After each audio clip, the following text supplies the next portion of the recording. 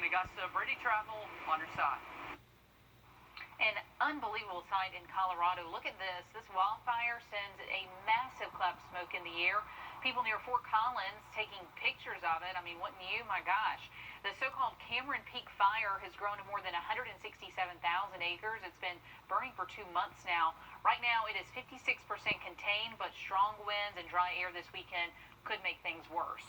And we all know about California's wildfire problems at this point. To try and stay ahead of it, PG&E actually cut off the power for more than 100,000 people in the northern part of the state. They're working to restore power now, but a lot of people say they weren't warned, they didn't see it coming.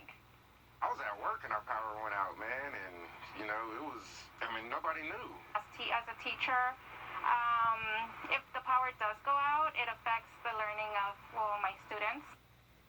Now, this is after PG&E was criticized in 2018 for cutting the power and leaving some 5 million people in the dark for days. More than 8,000 wildfires have burned more than 6,400 square miles in California since the start of this year. Taking a look at COVID cases across the two states, a little closer to home here. A big jump for Georgia, 1,700 new cases.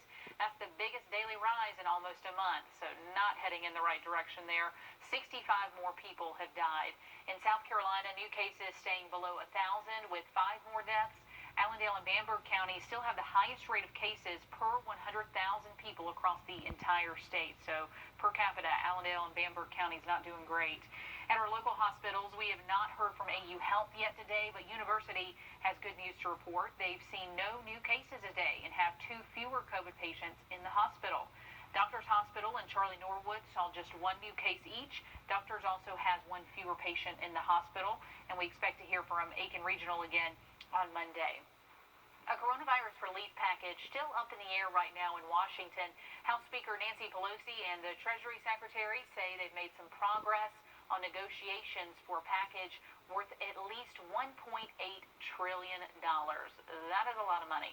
Senate Majority Leader Mitch McConnell says Republicans don't want a bill more than $500 billion. Still, a lot of money we're throwing around. A COVID-19 vaccine will not be ready before the presidential election, but Pfizer says its experimental vaccine could be ready by the end of the year. The company's CEO says proof the vaccine works is expected by the end of the month. That is great news. But Pfizer also needs proof the vaccine is safe.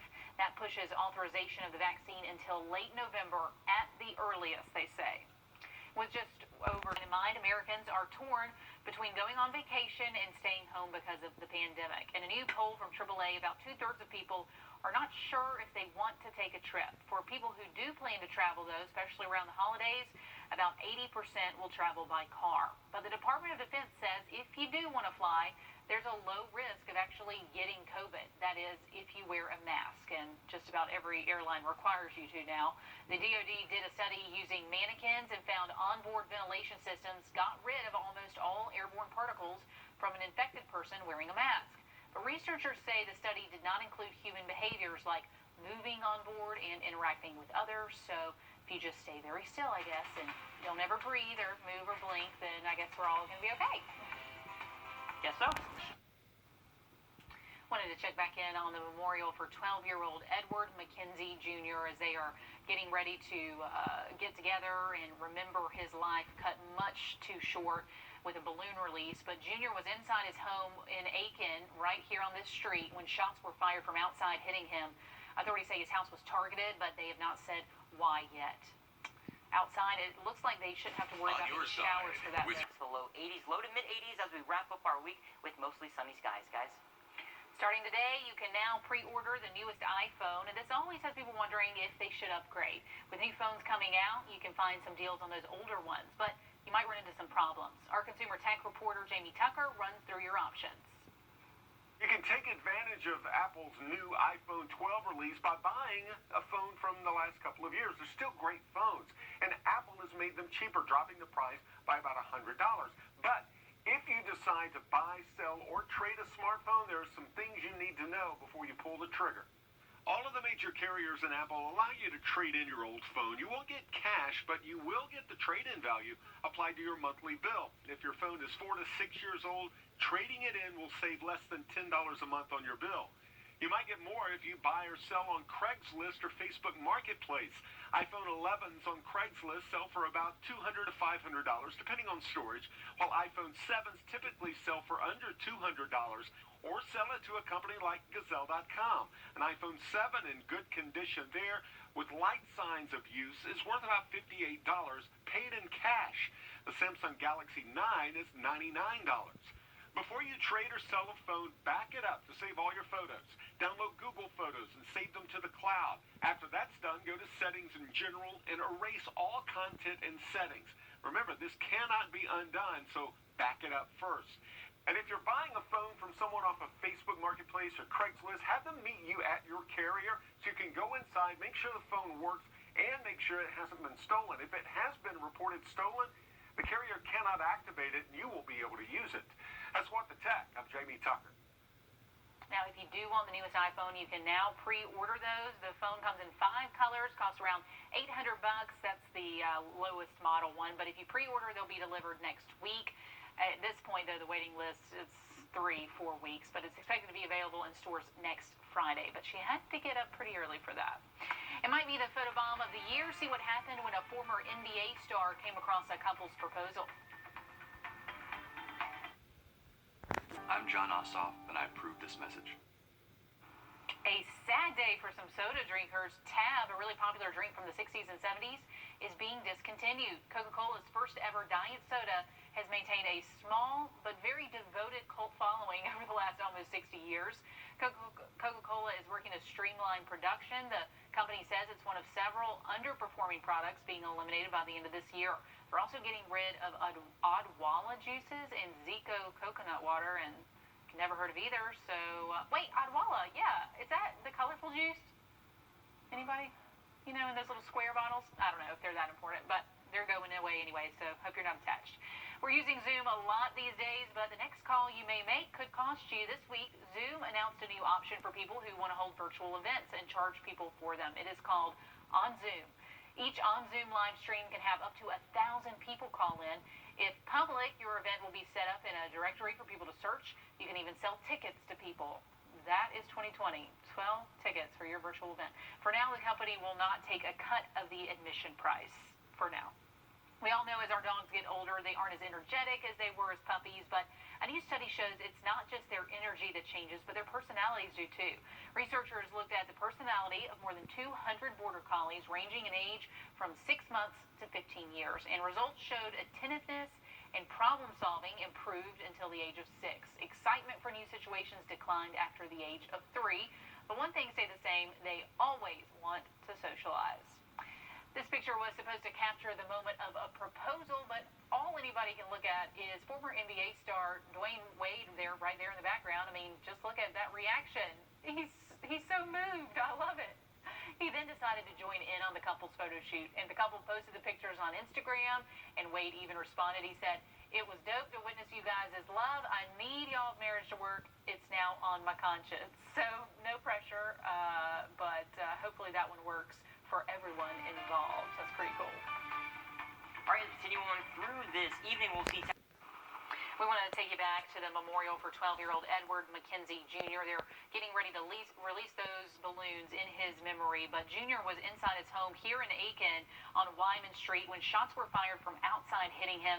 Authorities say his house was targeted. They have not said why, but we are still waiting to hear anything about any suspects. But Aiken Public Safety has told us that this case is their top priority right now.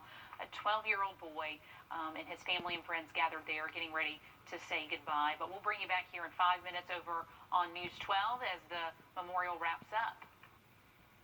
All right, as we continue on through this evening, we're going to see those temperatures dropping down out of the 70s into the mid-60s. Great night for some Friday night football. And as we continue over the next couple of days, we're going to be seeing some definitely fall-like temperatures for this weekend. 70 degrees for your Saturday. A little bit of a breeze out there as well. Then we're going to be warming up into the mid and lower 80s as we go through the rest of the week with temperatures right around 83 to about 84 degrees. Mostly sunny skies to be expected.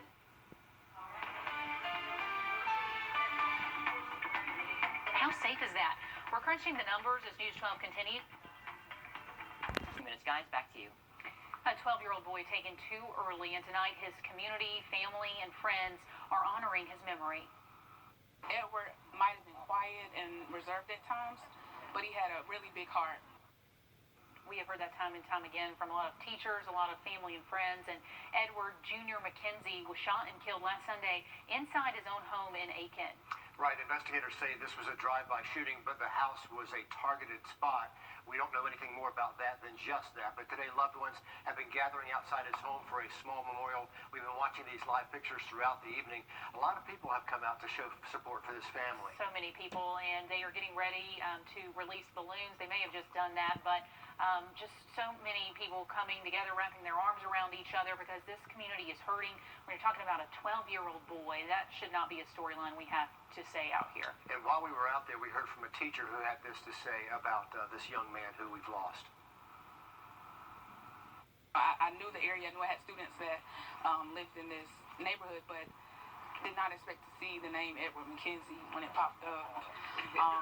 My thoughts were, he just celebrated his birthday Thursday. That was my last time seeing him, and he's gone. But I believe it was his time. Sorry about those audio issues, but we will be out here. We will keep you updated on air, and also have a lot of the recaps from all the things that this community is saying about this sweet boy tonight at 11.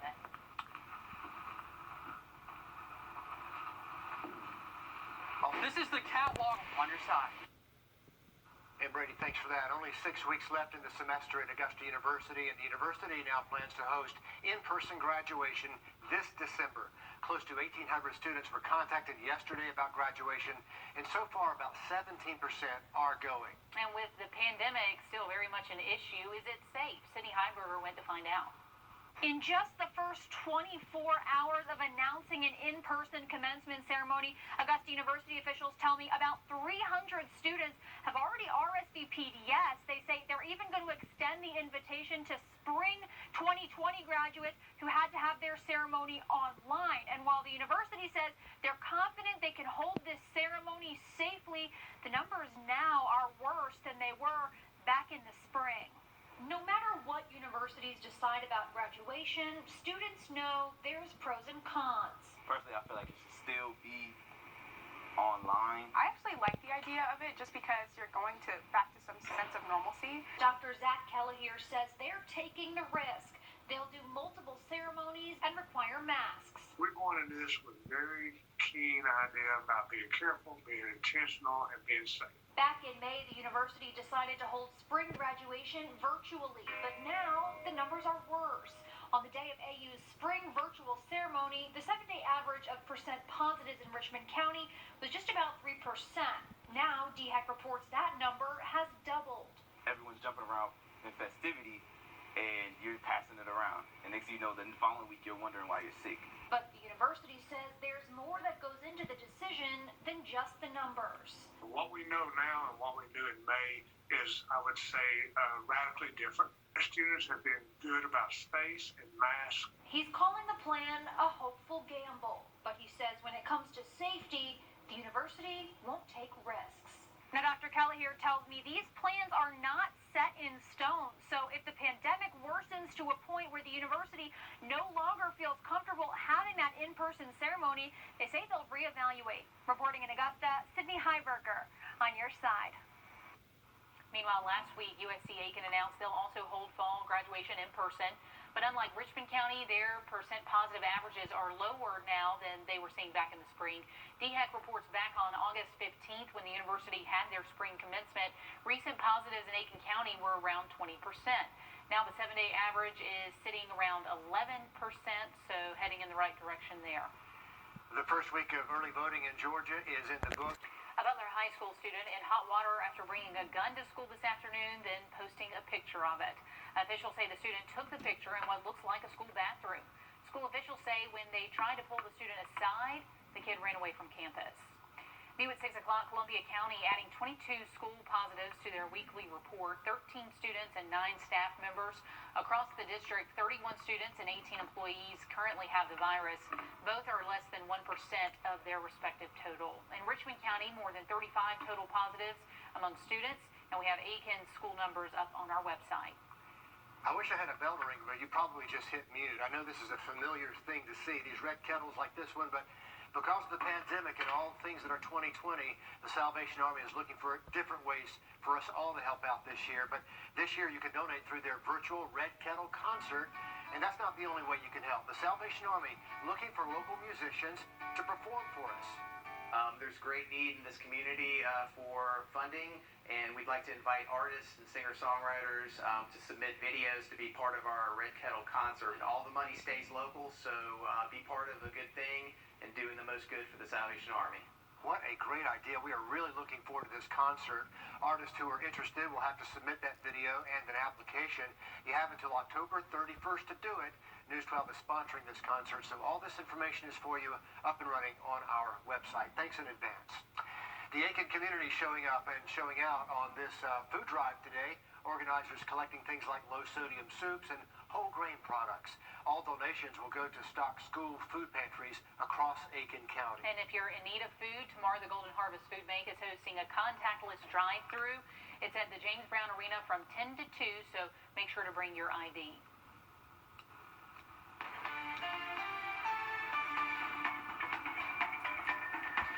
This message. A new brewery is now open in the CSRA. Backpaddle Brewing not only serves local beer, but they even source some of their food from local farmers. It is in Lincoln that, as Celeste Springer tells us, it's definitely worth the drive. Backpaddle Brewing is newly opened and offering beer, burgers, and tacos. And that being said, your dollar goes even further here, benefiting charities for veterans and the local economy. Our brew system is just like anybody else's, only really small. Kyle McLeod is setting out to bring some flavor to the CSRA. Every time you come in here, there should be 3 or 4 new beers that you haven't tried. If you come out to grab a pint and some dinner, your money is fed right back into the local economy. Our t-shirts were made both at Show Pony in Augusta and at a graphic design company in Thompson. But as far as Lincolnton goes, all of our protein is sourced from Lincoln County. We have 2 veteran farmers, both Army veterans. A veteran himself, McLeod says his mission is to benefit those who served our country. We're utilizing different pit masters. So last week was an up-and-coming veteran pitmaster, Barber's Barbecue. The burgers here are grass-fed Longhorns raised by veteran Chad Tackett. We reach out whenever he needs vegetables or any kind of stuff that he normally would try to get through some supply chain. Well, we reach out to the veteran community first and find out who's farming what or who's growing what that he could possibly buy locally, or at least from a veteran within a radius of here. And to top it all off, a portion of your check goes to nonprofits. We're actually sponsoring the Fallen Outdoors Georgia. They help get veterans outdoors hunting and fishing. We're sponsoring Heroes on the Water for Gordon chapter, which similarly does kayak fishing for veterans. And though McLeod is new in a small town, he says he's been welcomed into Lincolnton with open arms. I know there used to be a saying here that people were not from Lincolnton, NFLs. We like to say that we're now from Lincolnton. Celeste Springer, on your side. A great-looking operation. And Anthony, I apologize in advance for not... Monday and Tuesday, mid-80s, a little bit more above average. Typical average for this time of year, right around 78 degrees. Anthony, thanks. Firearm season opening up this weekend for deer hunters in Georgia. Chief Meteorologist Riley Hale talked to a state deer biologist about why this time of year is good for hunters but bad for drivers. The month of October is a special time of year for deer hunters in the CSRA. It's this kind of free-for-all that hunters look for that time of year. The bucks throw caution to the wind and are solely focused on those females. This time of year when deer breed is referred to as the rut. Less daylight triggers hormones in does, and the chase is on. Killmaster says focusing on does near food sources is where you'll find big bucks this time of year. It's a more open habitat, clear cuts, edges of fields. Those are going to be the prime areas to look for. Deer are crepuscular, which means they're most active at dawn and dusk, but during the rut you may see them moving more during the day. While this time of year is great for deer hunters, it is a very dangerous time to be on the roads. It's crucially important for drivers to know that this mid to latter half of October is very critical. You got to be very vigilant in watching the road and making sure that deer aren't crossing in front of you. The Department of Natural Resources determines peak rut times around the state by when the most deer-related accidents occur. With one thing on their mind, less caution is taken crossing roads. You see a deer cross, you think the danger is past, but it's that second deer that's the buck chasing the doe that often gets hit. Remember, if you're heading to the woods this weekend, stay safe and wear your fluorescent orange. You need at least 500 square inches on you in the state of Georgia. In Social Circle, Riley Hale on your side. You won't catch a lot of Georgians wearing orange unless they are hunting. At least not Your side. You won't catch a lot of Georgians wearing orange unless they are hunting, at least not during the fall. But during an I-team investigation, we found local deer crashes peak between 6 and 7 a.m. and again at 9 p.m. around here. This year, Georgia DNR requires all harvests to be reported within 24 hours through Georgia Game Check, which is different from previous years that allowed you 72 hours. So heads up to the hunters out there. And he's right. They rarely cross the road alone. There's always a group of them together. Tonight's OFL game, strong.